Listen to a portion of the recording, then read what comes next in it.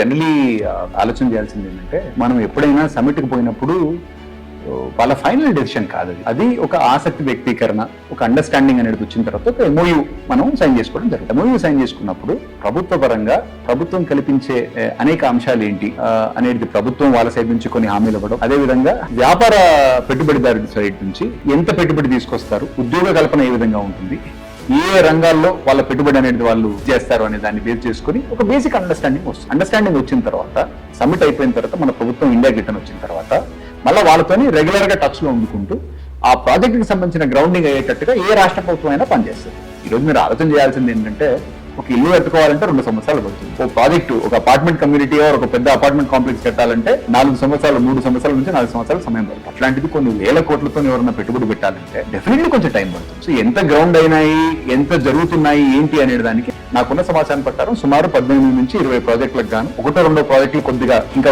Initial phases లో ఉన్నట్టున్నాయి. మిగతా అవన్నీ కూడా వివిధ స్థాయిలో, కొన్ని ఇంప్లిమెంటేషన్ స్టేజ్ లో ఉన్నాయి, కొన్ని ఇంకా పర్మిషన్ స్టేజెస్ లో ఉన్నాయి. కాబట్టి వీటన్నిటికీ కూడా టైం పడుతుంది. కాబట్టి 40,000 కోట్ల పెట్టుబడి లేదు, ఏదో 4 కోట్ల పెట్టుబడి కాదనమాట అప్పటికప్పుడు అయిపోయేదానికి.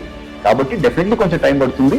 అభివృద్ధి అనేది ఒక ప్రణాళికబద్ధంగా చేసినట్టయితే, ఎందుకంటే వాళ్ళు కూడా పెట్టుబడి పెడుతున్నప్పుడు అన్ని విధాలుగా ఒక లొకేషన్ చూసుకుంటారు, భూమి వచ్చిందా రాలేదా చూసుకుంటారు, ఉపాధికి కూడా ఎవరైతే వాళ్ళు కల్పించారో ఆ హ్యూమన్ రిసోర్సెస్ కూడా అవైలబుల్ ఉన్నాయా లేదా చూసుకుంటారు, ప్రభుత్వం నుంచి సపోర్ట్ ఎక్స్పెక్ట్ చేస్తారు, ఎలక్ట్రిసిటీ ఇన్ఫ్రాస్ట్రక్చర్ రావాలా, అన్ని రావాలి. కాబట్టి ఈ కల్పన కూడా జరగాలంటే కొంచెం టైం పడుతుంది. కాబట్టి డెఫినెట్లీ పనులు జరుగుతూ ఉన్నాయి. ప్రభుత్వం సైడ్ నుంచి డెఫినెట్లీ ఫాలో అప్ లో ఉంది. సో మంచి ఫలితాన్ని తొందరలో మనం చూస్తాం అనేది నా హోమ్ ఒపీనియన్.